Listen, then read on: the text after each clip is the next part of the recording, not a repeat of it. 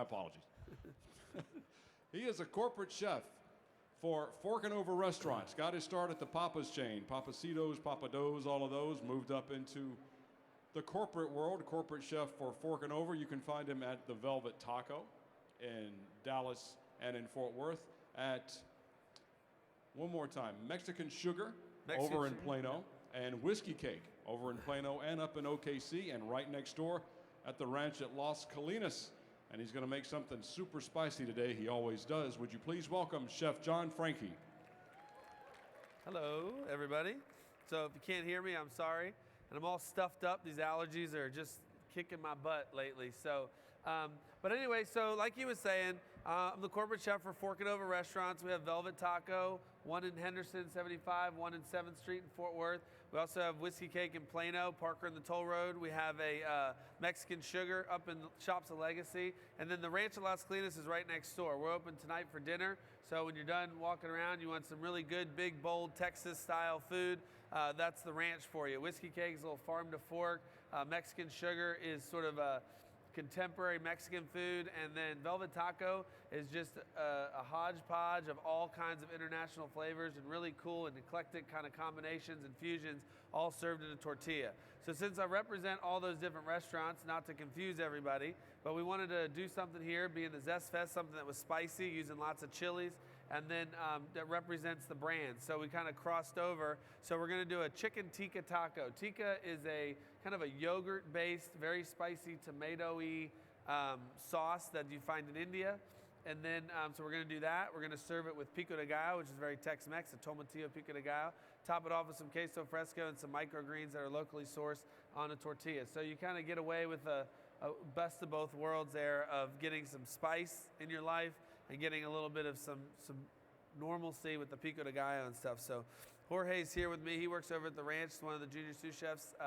So he's helping. He's just looking pretty back there. Smile. There you go. Thanks, buddy. So anyway, so what I'm going to do is if you don't have a recipe, I'm sorry. You guys passed them out, right? Okay. So anybody have a recipe or no? Nobody? Okay. So we're going to pass out some recipes to you so you can have them. You don't have to use them if you don't want to. I could care less. It's not going to hurt my feelings. Anyway, if I brought, I don't know, about 50 copies or so. If there's not enough, I'm sorry. You can always look at us on our websites. We have velvettaco.com, whiskeycake.com. We give out all of our recipes for everything that we make. So you can always, kind of remember my name, John Franke, look it up. Look on one of our websites of our restaurants, and I can give you this recipe for you. So anyway, what we're going to do is we're making a hot sauce, right? So we're going to start that hot sauce with some butter, and I have a feeling that's some pretty hot pan right there. So what we do when you have a really, really hot pan, try to calm down the heat a little bit when you're adding butter to it with some oil. And what that will do is kind of, mix the butter and the oil together. And preferably you don't want to burn the butter, but look at that, it's on fires now. So we're gonna pretend like this is actually doing pretty good. So I just made brown butter, a fancy French thing for burnt butter. But anyway, so we're gonna start this sauce off with some butter and some oil. The oil helps saute everything, the butter helps cream everything. We're gonna put some chopped garlic in there, and we're just gonna build this sauce. And hot sauces, of course, are really fun to make. The great thing about hot sauces is one of two things. You can come to a place like this and find some really cool, unique combinations and put them in your cupboard and actually use them. Or you can open your cupboard and you can just throw a bunch of stuff that looks spicy in a pot, and chances are it'll turn into a hot sauce. So, if you want to put peppers out of your garden or, from the store, you put something that's either tomato-based or vinegar-based or, something like, barbecue-based or whatever it is. I mean, you could even take like some bottle of, Walmart brand barbecue sauce and just start adding a bunch of stuff to it. And next thing you know, you got this really great hot sauce. So that garlic is sauteing. While that's sauteing, I'm going to start putting some peppers in here. I'm going to do myself a favor, and I'm going to protect myself from what's about to happen to me. So I always remember peppers. So back in the early part of my career, I came to Dallas right out of college, out of culinary school, and I worked over here at 114. It's the Westin now. It used to be called the Harvey Hotel.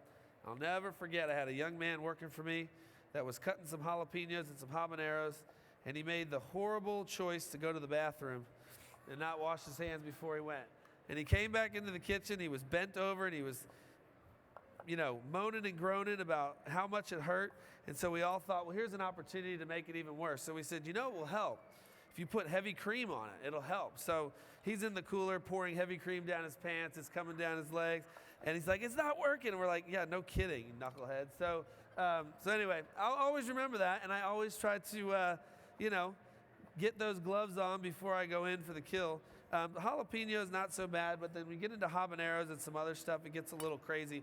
So, each and everything that I'm going to put on here is going to help just build the sauce and build the base to get it spicier and spicier. Jalapenos, of course, help. In the recipe, I said, take the seeds out. For something like this, just load it up. And one of the things I always tell people with recipes is you can look online, you can go to the Food Network, you can read a magazine, do whatever you want to get to a recipe.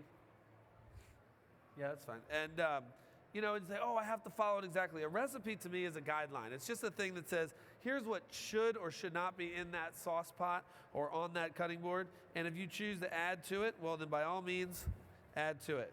Take away if you want something saltier, sweeter, more savory. If you start to burn it, just turn down the heat. It'll save it. So these are habaneros. So for those of you, we're at ZestFest. I hope you know what a habanero is. So here's a habanero. It's one of the hottest peppers in the world. There's other ones that are hotter. There's many people here who can tell you what those are. So this is sort of these days, not so crazy hot where you're going to kill somebody, but it's still going to add a little life to the party, so to speak. So what I'm going to do is put a couple habaneros in there. We put some jalapenos in there. So jalapenos give it a little bit of depth. They give it some calm heat. Habaneros just wake you up. These are arbol chilies, which are next. So these are dried up chilies. So I'm going to have Jorge do is just kind of cut them so to get all the seeds in there and everything. Because this is a hot sauce, and it's a super hot sauce, tikka sauce. We want to, as many seeds as possible. But anyway, what these are is basically like a dried Thai chili would be the best way to describe it. But you do find them more in South American, Central American cooking. So it's not like people in Central America are, flying out to Thailand to get some chilies to dry them up. They're grown there. You can throw them all in there. What the heck? Doesn't matter. So the next thing we're going to do is kind of let all that stew, let all that cook down. And then we're going to add, I said like a tomato base. So we're going to take some tomatoes. And this is what I was saying is the great thing is if you think about everything, if you look on there, what's in here? Chili powder, paprika, red pepper, bay leaves, salt, pepper, lemon juice, cumin, tomatoes. These are things that most of you probably have in your cupboard in some form or fashion. So if you don't have cumin, so what, right? Doesn't really matter. You don't have tomatoes? Well, see if you have tomato sauce. See if you have tomato paste. You could try like pizza sauce or canned something. I don't know if that would work, but you could cover it up with enough habaneros, it wouldn't really matter. So what we do is use the fresh tomatoes to help, again, give it a little brightness to it, a little bit of pizzazz and zip. But again, it could be tomato juice. It could be anything. Because you think about it, if this thing cooks long enough, these tomatoes are really just going to turn into tomato juice. So you could, solve that problem. I don't know how many tomatoes are supposed to be in there, but this looks like just the right amount. So I'm going to throw those in there. Ooh, that thing is cooking, huh? You okay over there? Stirring the pot? That's about all Jorge's good for, is stirring stuff. He's not very good in the kitchen, but just kidding. All right. So that's next. And then, so that's the hardest part right there, putting on some gloves and cutting up some jalapenos and some other stuff. And now all we're going to do is open our cupboards, basically, and throw a bunch of stuff in there. So what we've got now is you got cumin, all right, so that gives it some little Southwest Tex-Mex flavor. We got cayenne, which is going to add into everything else that's going on with the habaneros and everything else. We got chili powder, which is going to help give it, again, a little bit of depth. Everything has a purpose and a plan in here. But as you see, cayenne, chili powder, that's pretty much it. Ground red pepper, those kind of things, those are all the spice. So we're just continuing to add different layers and different levels of spice. So you could take a can of tomato juice and you could add a whole bunch of Tabasco or a whole bunch of red pepper, and it would be hot sauce. It would be horrible, but it would be hot sauce. So if you want to get some depth and people go, man, what is that? What is going on in there? That's what we're doing here. And with this being kind of a fusion thing, so we're doing a little bit of Indian and a little bit of Tex-Mex. So there aren't any Indian things in here as far as like garam masala and some other things that we typically would see in Indian food, because I just feel like, I'm in Texas at the ZestFest, and I don't really see that happening. So, but anyway, that's it. We got paprika as well. Paprika will just help give it a little bit of color, really nothing major in there. The sugar is going to help sweeten it a little bit and help tone it down. So you have this super spice, this acidity that's going to happen when we put the vinegar in there, and then all the peppers and everything, and the sugar will just and the sugar will help kind of tone it down a little bit. So I would suggest opening your windows when you start making this.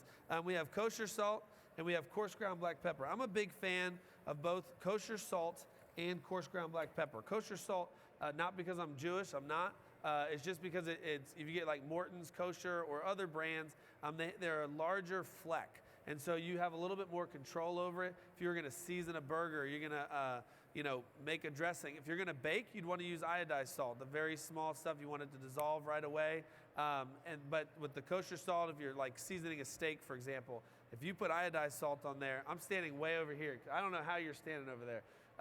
But the iodized salt will just like coat the top of a steak or a burger or a piece of chicken, where the kosher salt will sort of spread itself out a little bit more. Coarse black pepper, same thing. So that's just a personal opinion or personal preference for me.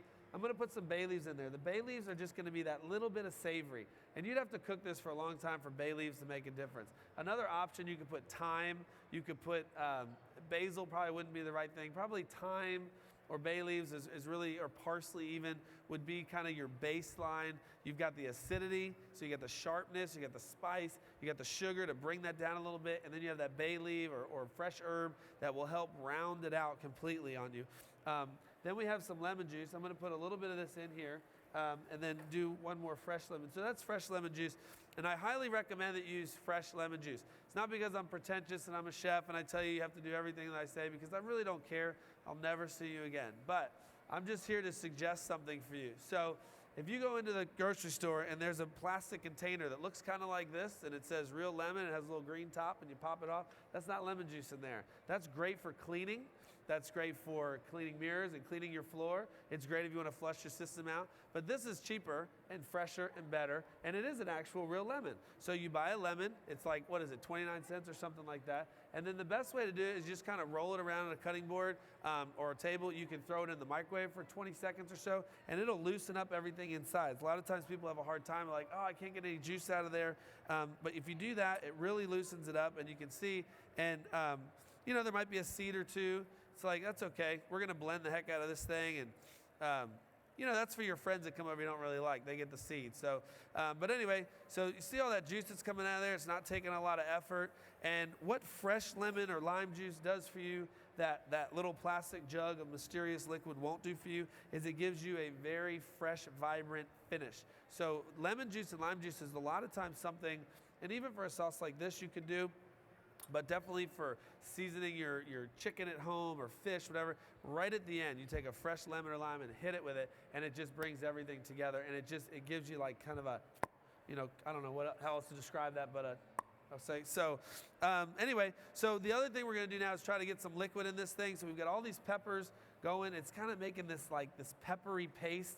The tomatoes are all cooked down. There's butter in there to smooth it out. We've got some rice vinegar. So what I like about rice vinegar opposed to white vinegar. Now, we're going to use white vinegar, which I don't typically use in any cooking. But for a hot sauce, it's very important.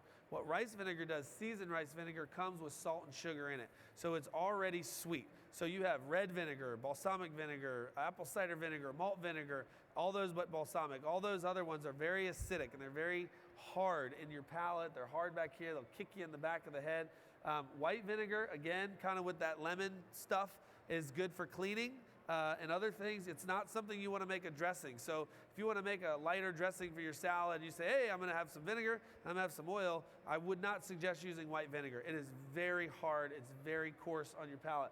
But for something like this, we want it to hit you in the back of the head, and so that's what the white vinegar is for. So a lot of the sauces here, I would bet a lot of the guys and gals use that, because it really is harsh and coarse. So this right here is sambal chili paste. I brought this for you to see. So, we buy everything big. You can buy this in the grocery store in a much, much smaller container. But this sambal Olek, I don't know how you pronounce it, but anyway, it's fresh ground chili paste. There's a couple different brands. This is the most popular. There's sriracha out there. And so it's the same thing, it's not the same thing, but it's a little smoother, and it's much not as spicy as this. This is just basically fresh ground chili. So when you look at this, in here is it's all in Chinese. I can't read it. No, it's chilies and salt and vinegar, and then a couple other things. But that's pretty much it. So that's just all chilies in here. So what we did is we have arbol chilies, jalapenos, habaneros,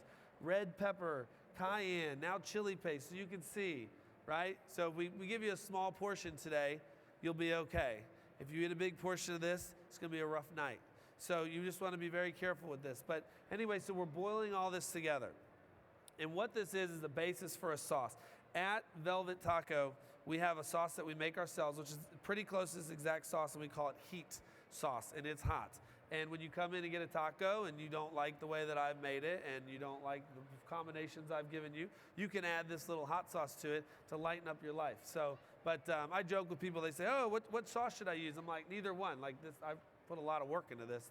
But it is a really good sauce, and it's super hot, so a lot of people like hot sauce. This is a good option for them. So what makes it sort of the tikka sauce for us is then we add sour cream and yogurt right at the end. I've got some plain Greek yogurt here, and then you've got just sour cream. So I'm going to kind of let that boil down to get it to where it needs to be. But basically, you could stop right here. You could put this in the refrigerator. There's so much vinegar and peppers in here. This is like Armageddon safe, right? So you could just put that on the shelf somewhere. You'd be fine. I don't think you need to refrigerate it. But anyway, like I said, in following a recipe, you say, you know what? I don't think it's hot. That guy's weak. Little white guy up there. He doesn't know what he's talking about. You know, like I'm gonna hit this thing hard. I'm gonna a little south of the Rio Grande. So you got some extra jalapenos, extra habaneros. Put more stuff in it. Again, you know, I'm not watching. I don't care. So that's that. So while that's cooking, what I'm going to do is make some pico de gallo real quick. So again, pico de gallo is like the easiest thing. All of us who live in Texas have seen pico de gallo on every stinking dish that we go out to eat. And you can go in the supermarket and you can find tomatoes, jalapenos, red onion, lime, cilantro in every supermarket here in town.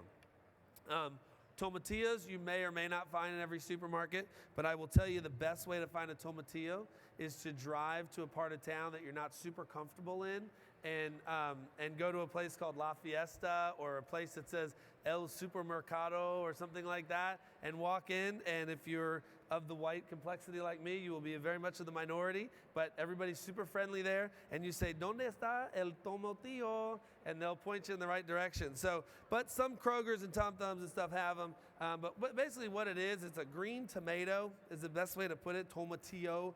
And it's got this little outer layer on it. So you pull those off. It's just kind of this outer skin. Sometimes they come with it off. Like they'll do it for you.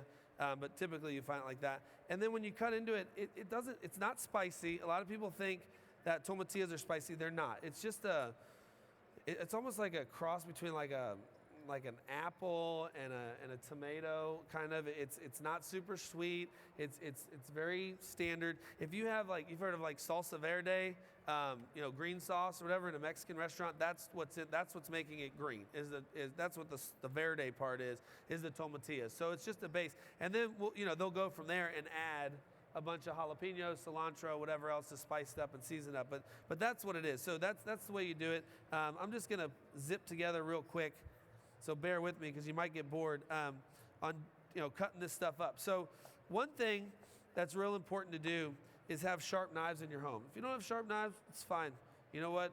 Not a big deal. Just trying to help you out, make your life easier.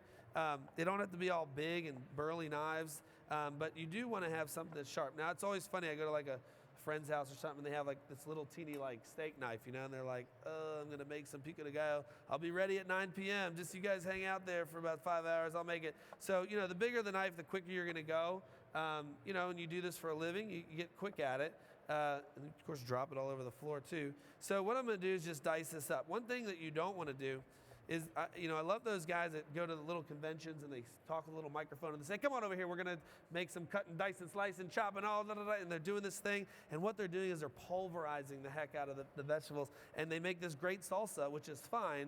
But when you want something like pico de gallo that's got some definition to it, and it's got some, you want to actually see what you're eating, you'd want to use a knife. So what I have here is Roma tomatoes. They're pretty cheap. compared to what you're going to get. You can get some other tomatoes, but Roma tomatoes are usually fairly red and they're fairly cheap. So, you know, you get a vine ripened tomato, something like that, it's going to be a lot better. Certainly out of your garden, out of the farmer's market, I would definitely suggest it. We just use Romas because we go through so many. We'll use them for pico de gallo, and then what we'll do is we'll use you know, better tomatoes for things like hamburgers and things like that, where we're slicing a whole slice for you. So what I've got is the basics here: tomato, jalapeno, onion, and then I'm gonna dare to be different and just go ahead and slice this thing. So with a jalapeno, there's a couple different ways to do this. If you want to not have seeds, you want to have seeds, then there's no trick. If you don't want to have seeds, you can cut it in a quarter like that, and then take it and slice it out. I know that looks a lot easier than it is. That's one way. The other way is take like a spoon or a knife or something, and or even your fingers. Just be careful going to the bathroom, and you know, do that. So, and then again, just slice it the best you can.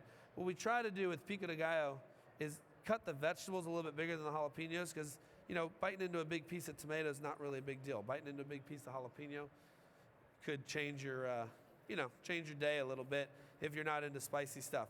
So what I'm going to do with this heat sauce here is I'm going to add this yogurt, and you could run the risk if this is too hot, and I might actually break this. What we call, culinary term called breaking something. It's not like where you break it in half like a bone, but it separates. And what that is like if you have, you know, I'm trying to think of what you'd have at home. Like if you had like an Alfredo sauce, for example, and you boiled it too much, you put it in the microwave. Like, you ever take Alfredo sauce home from like a restaurant and you try to heat it up the next day, and you heat it up and it's like the whole bowl is filled with butter. It's because it broke. There's butter and cream and cheese in there. Those things are all emulsified together, and when you've decided to cool it down and try to reheat it like that, it separates, and that's called breaking. So it doesn't look like I'm going to break this, so it's fine. Even if I did, we would just pretend and move on with our day. So what I'm doing is adding the sour cream and yogurt. What that's going to do is all that harsh, hard, you know, very offensive spice that's going on in there is going to be calmed down a little bit with the sour cream and the yogurt. And the yogurt, you know, has got a little sourness to it, so does the sour cream. So it gives you like a nice complexity. And that's pretty much it. So I'm going to turn that down. And then what we're going to do is we're going to end up blending it until it's smooth. You can leave it chunky and whatever. So, but anyway, you get the idea here. So we've got jalapenos, tomatoes, tomatillos, easiest thing in the world. Now, what's even easier is just buying this already done, because they definitely sell pico de gallo in most supermarkets. Maybe not with the tomatillas in it. That's just an added little thing. And you can do any kind of pico. You know, it's like you don't have to use a red onion. You could use a white onion. Yellow onions are a little bit harder, like Spanish yellow onions. They're the ones that kind of make you cry, and they're a little bit, I don't know, harder when I say that. They're not as sweet. They don't have as much sugar in them. So they're not something you necessarily want to use in a pico de gallo, but white onions or red onions you definitely would, is the way to go. And anyway, and then you could add like whatever the heck you wanted. I mean, you could, you know, pico de gallo is just a mixture of vegetables. It's like a relish or something like that. So there's a fancy way to cut onions that they tried to teach me in culinary school years ago, and I rebelled and said, you know what? I'm going to cut an onion the way I want to cut an onion. And so this works just as fine. There's another way that if I do it, I'll probably end up cutting myself, so I'm not going to mess with it. So that's it. And then you have cilantro. Cilantro is easy money to do. Now here's the trick with cilantro and with a lot of herbs is what you don't want to do, there's certain herbs that you can. Like parsley, you can chop the heck out of. Rosemary, things that are hard and heavy duty herbs. Cilantro is lightweight, so is mint, so is basil. And you want to be very careful with it. So if I took this and I chopped the heck out of it, it would still be green probably until like 2 o'clock or 3 o'clock. And I'd put it in here, and then all of a sudden my pico de gallo would start to look, they'd have little black specks of cilantro and stuff by tomorrow morning or tonight. So what I'm going to do is a fancy little term called chiffonade. And chiffonade is basically a fancy term for shredding it or cutting it really thin. And I'm going to roll this. So for those of you that are familiar with rolling things that look like this, it's a very simple process. And then you just take it, kind of fold it over so it's really tightly rolled. And then you just slice it. What I'm doing here, because I've rolled it so tight and try to keep it together, this is kind of how people also cut basil, is I'm cutting it only one time through. So that protects me from having it all chopped up And if I sit here and like chop it up, it's not going to look good. And so this is like nice little shreds. You can impress your friends with either your rolling or your cutting skills, depending on where you are in your life. So so there's that. And then the last thing I have is lime juice. So same kind of deal. You know, limes are pretty hard to get the juice out of sometimes. So again, you want to roll this around. Lime juice is traditionally what you find in pico de gallo. Lemons, not so much, but you know, the heck, you want to do that? That's fine too. So I don't know if the camera's on this, but this is breaking, which is like sort of separating because of all the butter in there and stuff. And what'll happen is, I'll talk about that in a second, I'm going to emulsify it and it'll come right back together. So anyway, I'm not going to put the full amount in here. We have some really great pico de gallo made in the back, but you see, just kind of doing my thing right here, putting some lime juice in there, and then I'm going to season this with salt and pepper. Again, coarse ground pepper and kosher salt, kind of equal parts there, and mix it together.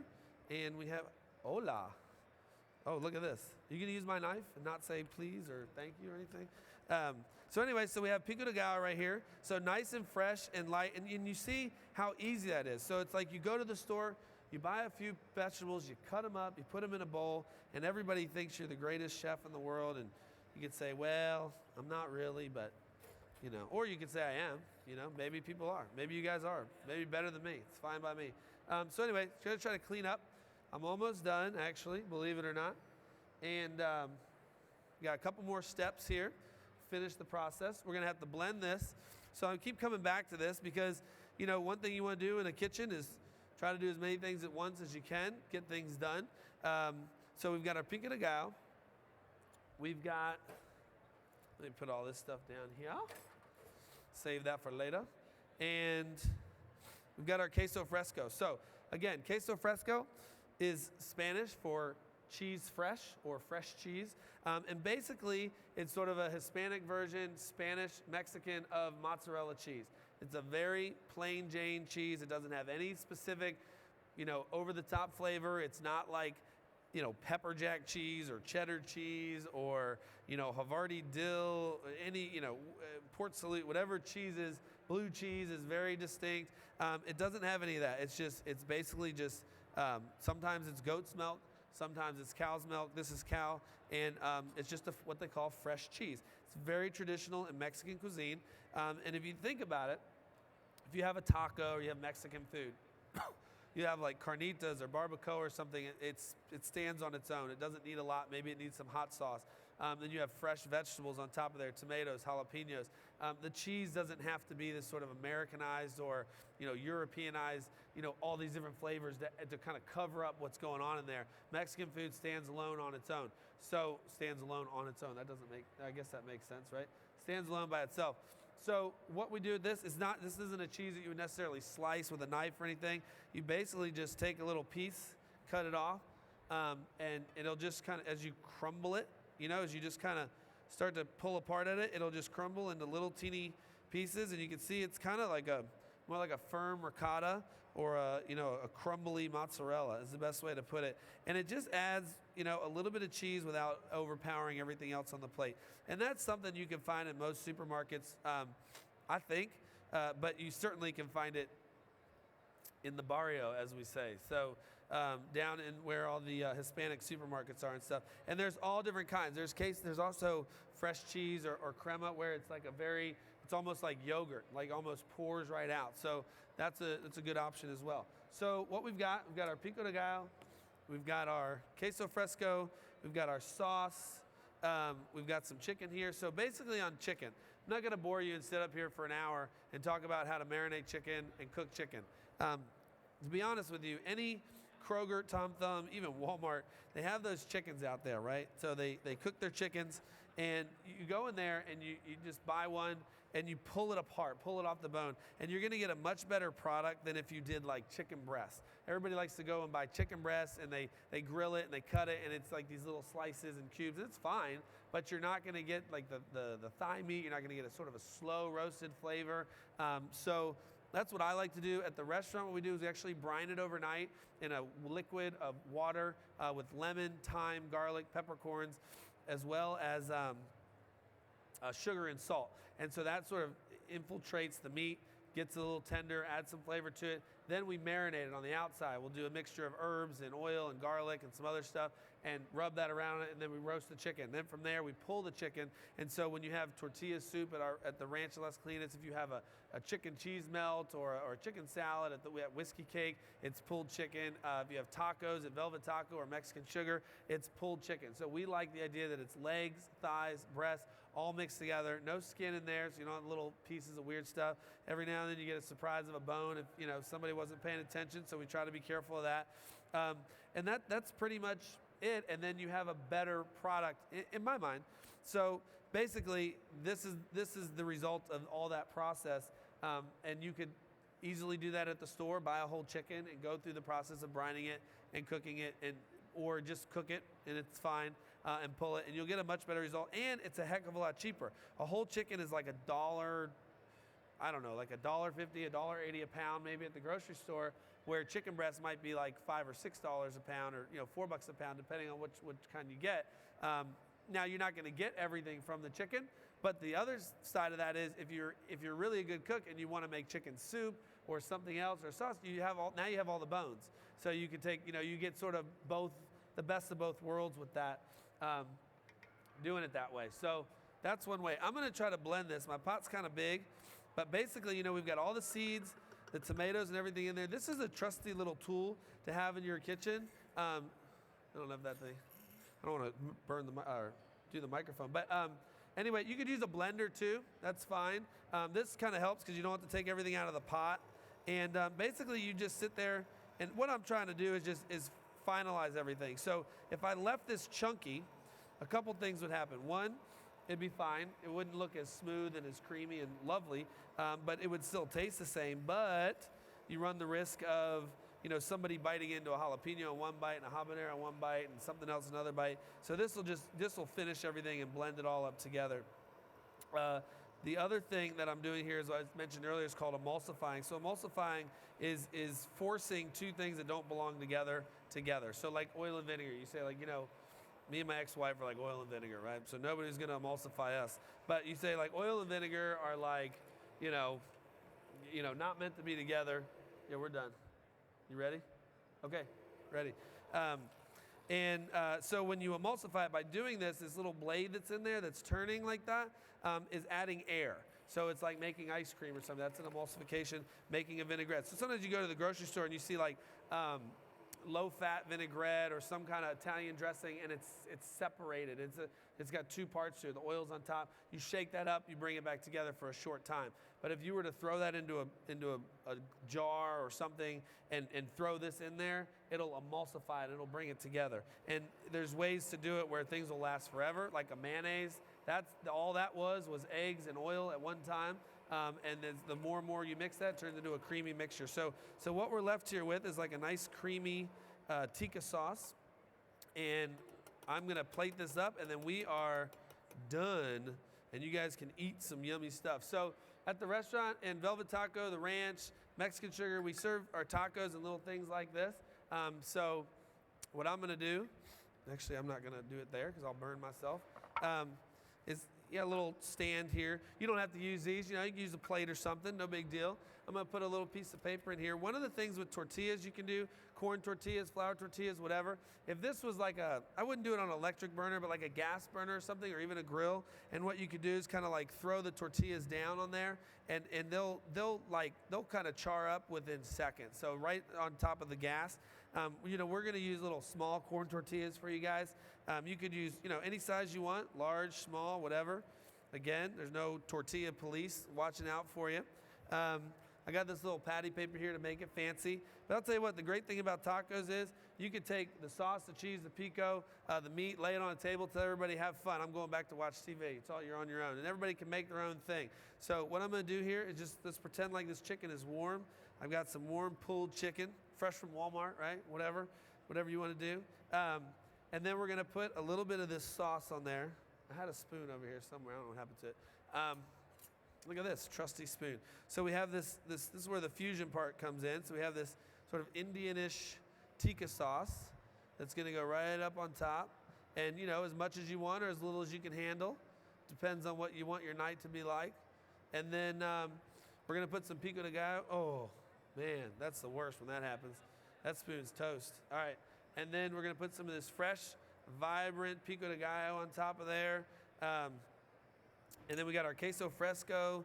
Make it look pretty, right? Impress your friends. It's just crumbled cheese. And then we the last, the last thing I have is microgreens. So these are just little, you'll have them on your plate. These are little teeny greens that we actually source locally from Stephenville, Texas, from Tastione Farms. But anyway, that's it. That's a taco. You can impress your friends. Just chicken and a tortilla, man. It's not that big of a deal. But that's it. So there's samples up here. You guys just line up and grab them and have a great day, okay? Thank you. Thank you, Chef John Franke. Everybody, please remember our friends from Irving Cares. It's a hand up, not a handout. If you feel like making a donation to our friends at Irving Cares, please feel free. But either way, enjoy the fruits of John Franke's education and skills and talents. This is going to be some good stuff. We've got the Wing Eating Challenge, the Atomic Wing Eating Challenge coming up. That's in about 30 minutes. Still time to go sign up over at the Wingstop booth at 421. If you can't participate, that's cool. You got to come watch, but that goes down at 1 o'clock today.